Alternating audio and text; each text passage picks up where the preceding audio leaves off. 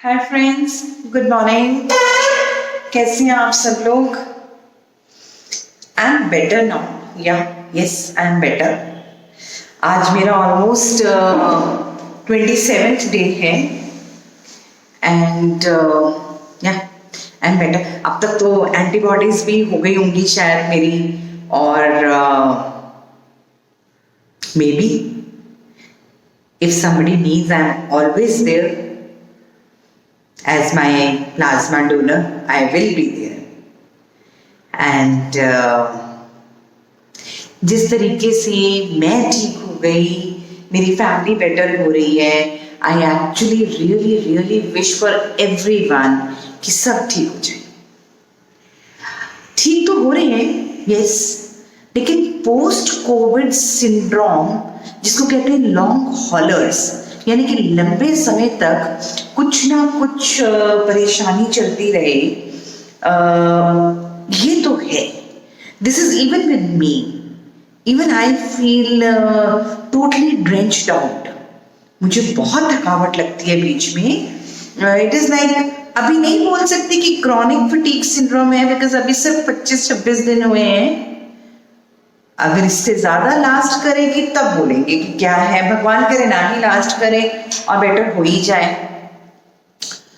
तो लेकिन आज एक टॉपिक में जो लेकर आई वो ये है पोस्ट कोविड सिंड्रोम। देखिए, मैंने पहले भी बताया था कि पहले 9 दिन जो है एक जो कोविड का मरीज है वो इन्फेक्शन फैला सकते हैं फॉर द फर्स्ट 9 days। 9 दिन के बाद मोर और less he or she becomes non-infective, यानी कि अब वो इन्फेक्शन नहीं फैलाएंगे। प्लस हम फिर भी 1 वीक ऊपर दे देते हैं, यानी कि 14 to 16 या 14 to 17 डेज का हम रखते हैं कि भाई आफ्टर 14 to 17 डेज फिर इन्फेक्शन नहीं फैलाया जाएगा। तो 9 दिन के बाद जो सिम्टम्स रहते हैं, जब आपका बुखार उतरे हुए 1 week to 10 days हो गया, आपको बुखार नहीं आया, 9 दिन से ज्यादा मैं कहूंगी 12 से 14 दिन के बाद जब आपको कुछ भी सिम्टम्स आते हैं, जब आपका बुखार उतरे हुए हफ्ता 1 week to 10 days हो गए, उसके बाद जो रेजिडुअल सिम्टम्स रह जाते हैं, कहीं ना कहीं उन्हीं को हम कैटेगराइज करते हैं पोस्ट कोविड सिंड्रोम में।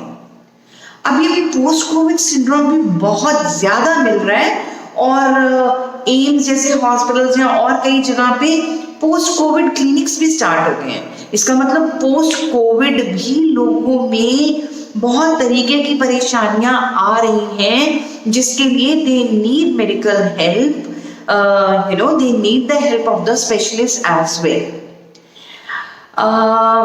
देखिए, ऑब्वियसली कोरोना हुआ है तो जाते जाते ही जाएगा, एकदम नहीं जा रहा है ना, एकदम तो नहीं जा रहा, जाते जाते जाएगा, और पता नहीं क्या कुछ अंदर छोड़ के जाएगा शरीर में, है ना। क्यों? तभी तो इतना भय है, इतना डर है, इतना खौफ है उसका कि ना ही हो तो अच्छा है। तो ठीक है, अब अगर जाते जाते जाएगा तो रेजिडुअल इन्फ्लेमेशन छोड़ेगा, है ना, बची कुची थोड़ी इन्फ्लेमेशन, रेजिडुअल निमोनिया, लंग्स में इन्फेक्शन छोड़ेगा, या परसिस्टेंट इन्फ्लेमेशन छोड़ेगा।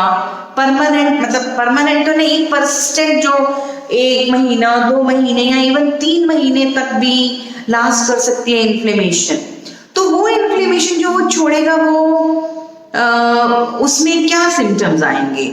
उसमें देखिए, हो सकता है कि पेशेंट को डायरिया होता रहे, है ना, जैसे बीच बीच में डायरिया हो गया, बीच बीच में एक्सर्शनल लो ग्रेड फीवर भी हो गया, तो बीच बीच में एक्सर्शनल लो ग्रेड फीवर भी हो जाता है, बुखार हो गया, सूखी खांसी चलती जा रही है ना, परसिस्टेंटली सूखी खांसी चल रही है, लो ग्रेड फीवर, यानी कि शाम तक व्यक्ति ने अपना काम किया, जो भी उसका काम है, रूटीन है या जो भी है, शाम को आके बिल्कुल ड्रेंच्ड आउट या हल्का 99 और 100 तक के फीवर हो जा रहा है। तो ये सारी चीजें रह सकती हैं, ये सारी चीजें अगले 15-20 दिन, महीना भर रह सकती हैं। पर अगर ब्रेथलेसनेस इसके साथ ज्यादा हो रही है, कई दफा देखा जा रहा है कि 5th डे से ब्रेथलेसनेस शुरू हो जाती है, तो 5th डे से ब्रेथलेसनेस शुरू हो गई, या even after you been cured, आप ठीक हो गए हो, आपके 14 दिन हो गए हैं, उसके बाद भी कुछ % लोगों को ब्रेथलेसनेस कंटिन्यू कर रही है। तो देखिए, अगर थोड़ी सी है ब्रेथलेसनेस, कुछ % लोगों में, 15-20% लोगों में ये पाई जा रही है, बट अगर आप देख रहे हैं कि ब्रेथलेसनेस के साथ साथ आपको लो ग्रेड फीवर भी आ रहा है, आपके ऑक्सीजन लेवल्स भी गिर रहे हैं, तो फिर ये ध्यान देने योग्य बात है, इसको फिर हम इग्नोर नहीं कर सकते, है ना।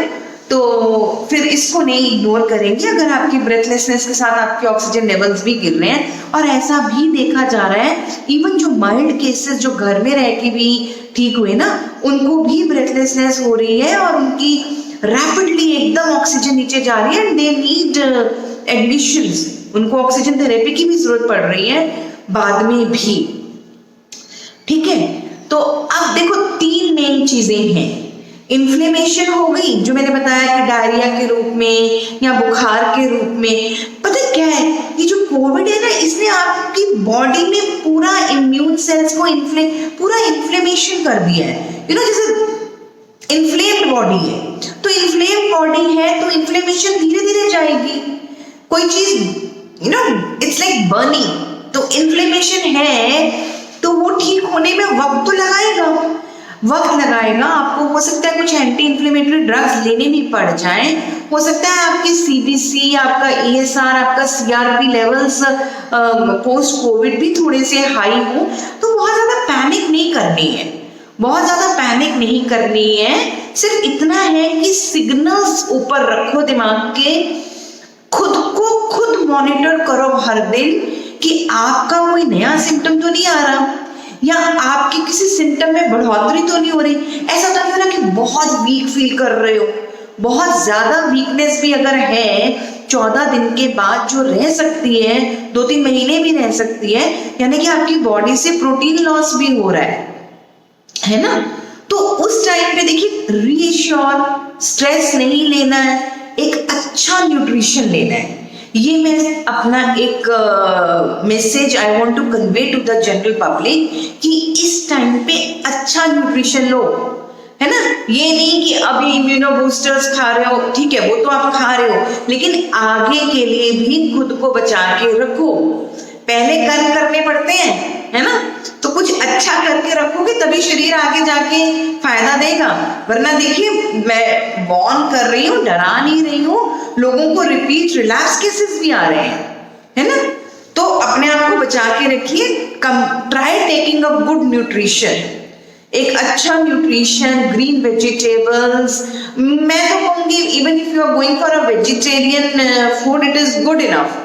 देयर इज नो नीड कि आप नॉन वेजिटेरियन प्रोटीन्स लें, ऐसा कोई जरूरी नहीं है। आप वेजिटेरियन फूड लें, बट एक अच्छा कंप्लीट बैलेंस्ड मील, एक अच्छा breakfast followed by fruits, followed by a good lunch, followed by another soup or something, between your lunch and your dinner, then having an early nice dinner, lighter one, then followed by एक हल्दी का गरम glass या cup दूध का P के सोएं।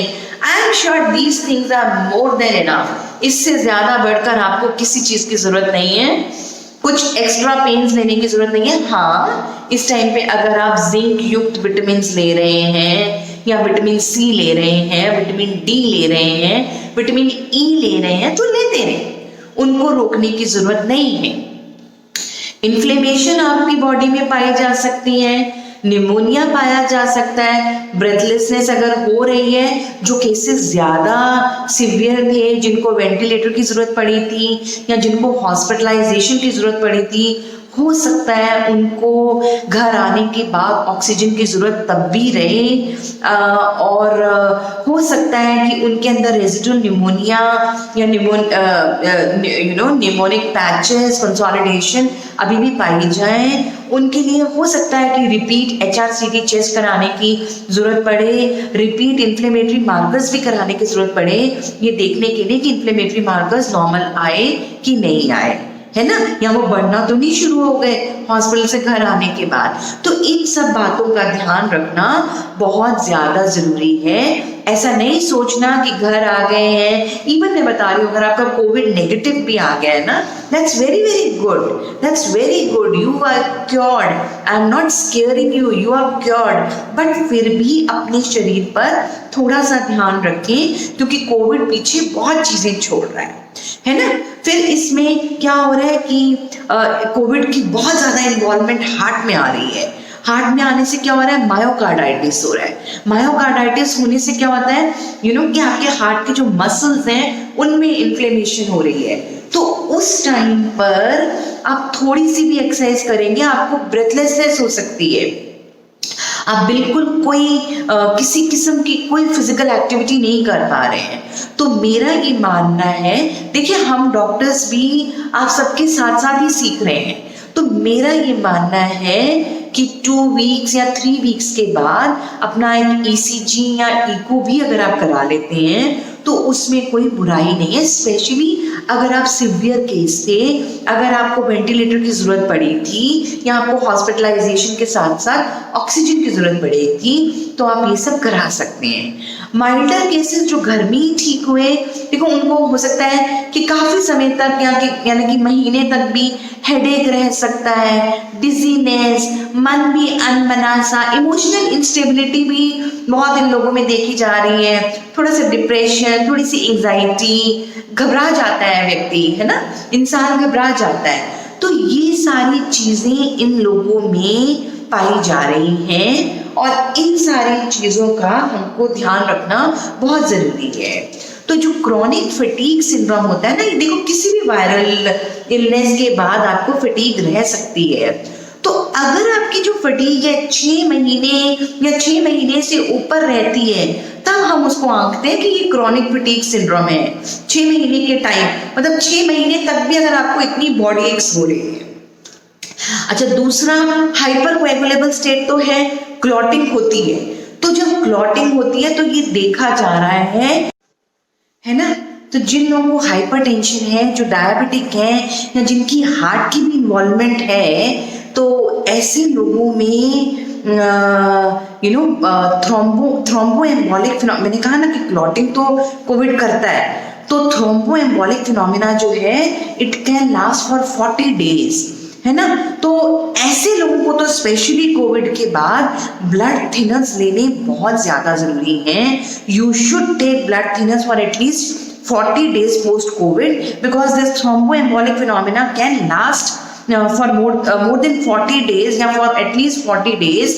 और इससे क्या होगा, इससे ये होगा कि आपको पल्मोनरी एम्बोलिज्म हो सकता है, यानी कि आपकी लंग की आर्टरी ब्लॉक हो सकती है, आपके ब्रेन में स्ट्रोक हो सकता है, आपकी ब्रेन की आर्टरी कोई ब्लॉक हो सकती है, आपकी हार्ट की आर्टरी ब्लॉक हो सकती है, जिसके चलते हार्ट अटैक्स आ सकते हैं। तो इस तरीके की चीजें हो सकती हैं, या सूखी खांसी बहुत लंबे समय तक रह सकती है, या इवन जॉइंट पेन्स, क्योंकि इन्फ्लेमेशन है। मैंने बोला ना कि बॉडी इन्फ्लेमेटरी इन्फ्लेमेशन में पड़ी हुई है कोविड से, तो एंटी इन्फ्लेमेटरी की जरूरत पड़ेगी। थोड़ा अगर ज्यादा फील हो रहा है कि ये चीजें हैं, तो अपना CBC, ESR और CRP, बार बार बोल रही हूँ, CBC, ESR, CRP repeatedly check कराते रहें। डी डाइमर चेक कराते रहें। अगर आप डायबिटिक हैं और आपका हॉस्पिटलाइज होने की जरूरत पड़ी थी और उस टाइम पे आपका डी डाइमर काफी रेज्ड आया था, तो ये मेरी हम्बल रिक्वेस्ट है कि प्लीज अपना